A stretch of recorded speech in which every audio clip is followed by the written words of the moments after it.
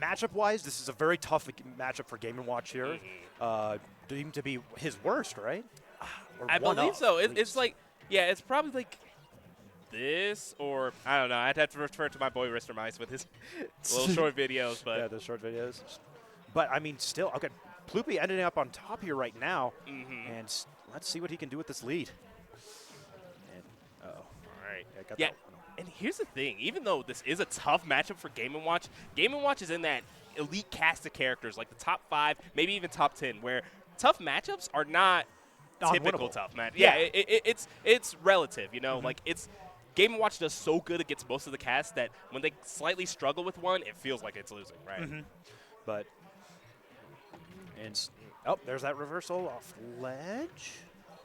Yeah, and that's another thing is that Shu's going to have to kind of lock in and have all the counterplay against Game & Watch because he is one of those characters where if you don't know what this character's doing, they can kind of just have free reign on you.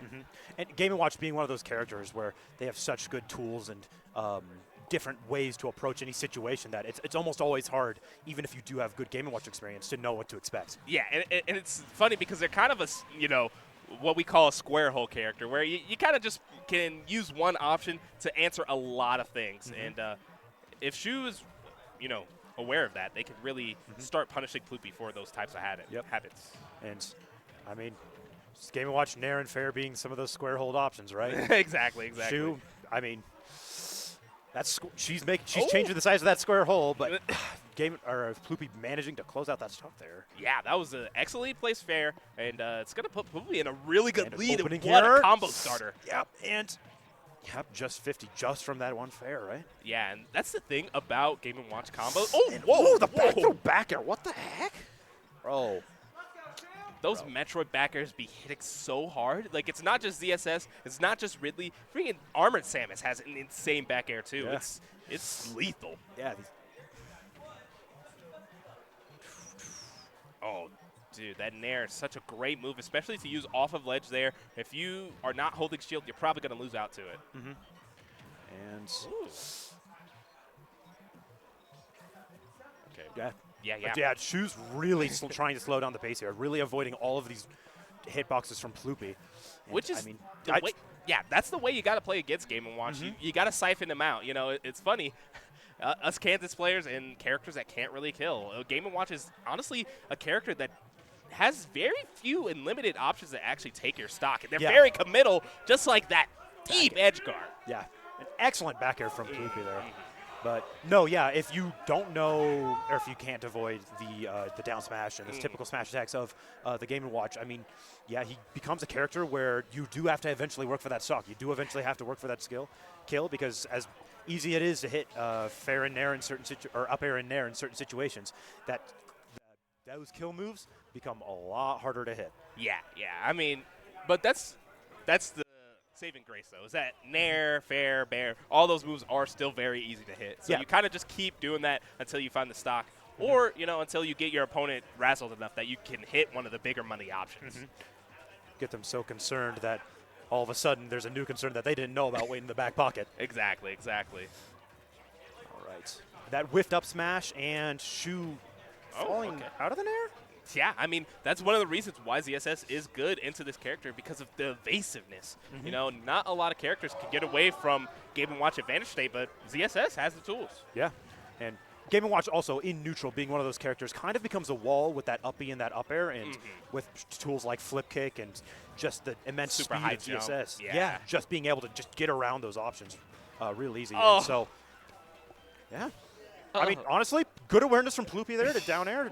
Shu really trying to go up and punish him for it, but, he ended up on the better side of the trade. Exactly. And that's something that Ploopy will take 10 times out of the week. So, I mean, and this is a tough spot. Like, you're down a game against Game & Watch, and you just died off the top in what seemed to be your advantage state. This is times where Shu will have to lock in and kind of find something. Yeah, and there it is, but Game & Watch not making it back.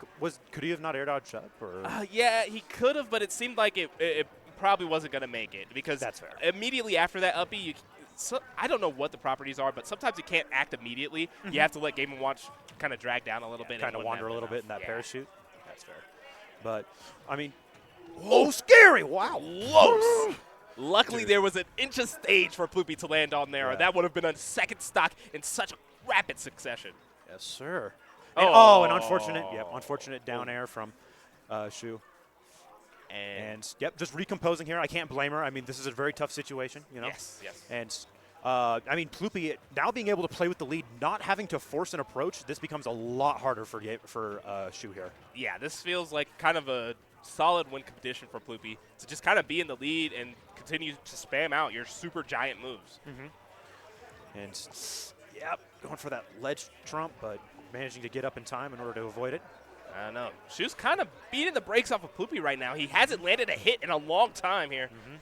And, I mean, as far as, like, Game & Watch being one of those characters that is so safe because of his massive hitboxes, ZSS being on the opposite foot, right? Yeah. Where it's like, it's not those hitboxes that makes her so scary. It's that immense movement and the longs there, right?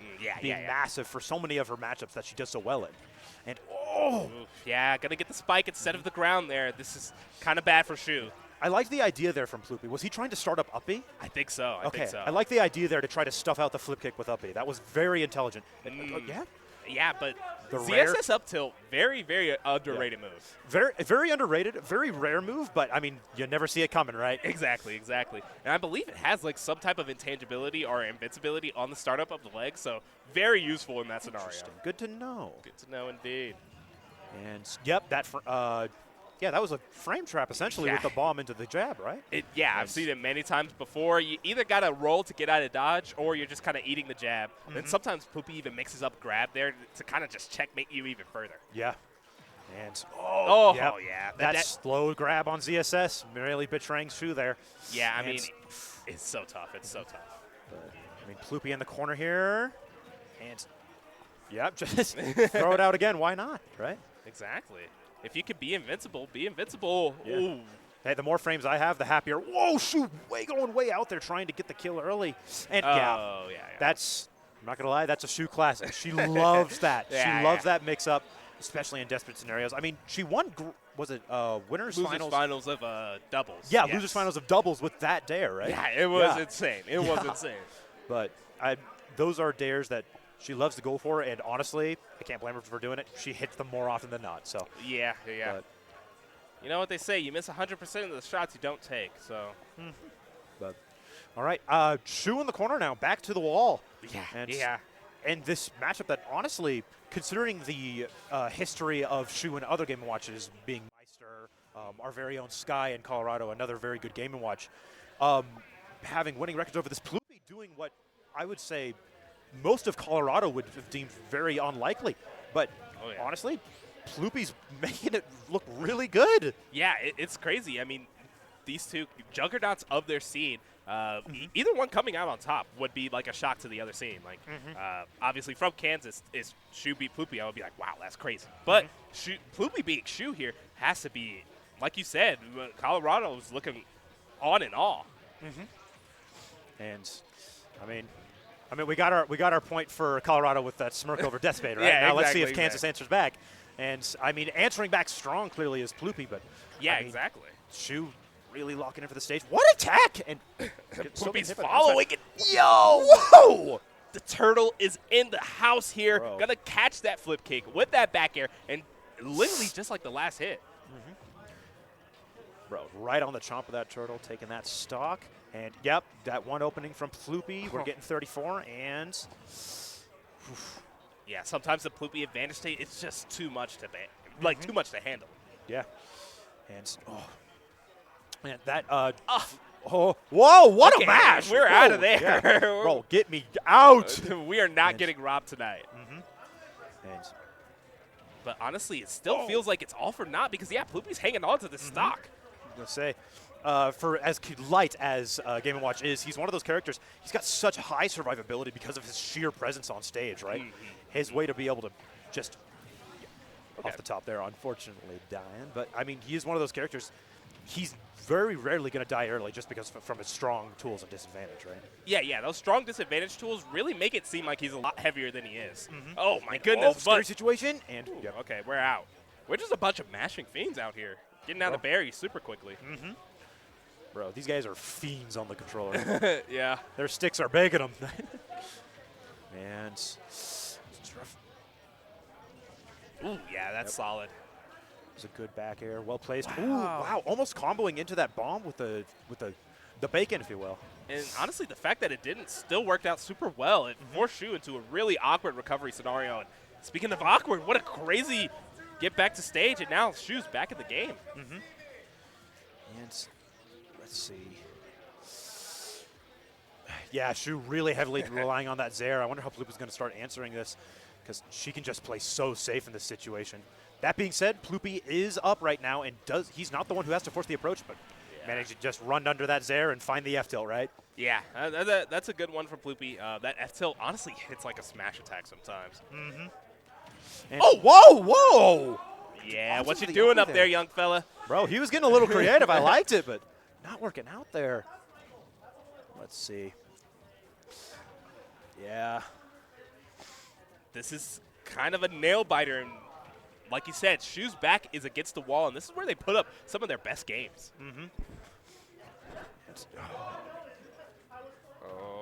Oh, she finds the up air. Finds the up air, and oh, go ahead. Was right on searching for that air dodge, but just couldn't quite get the punish. Yeah, I know you. It felt like the entire venue knew that she was looking for that air dodge, and Ploopy still gave it to her, but just nothing came of it. Yeah, Ploopy with that good disadvantage, drifting out, knowing that Shu wasn't going to be able to get that punish. Woo! Yeah. Avoiding the flip kick berry. And wow, Ploopy's drifting in. Air. God. Whoa. Good tech from Ploopy. I did not tech that. I'm not going to lie. I wasn't ready for it either. And the F tilt going, multiple times. Ploopy just being able to find his way under that Zair and get in.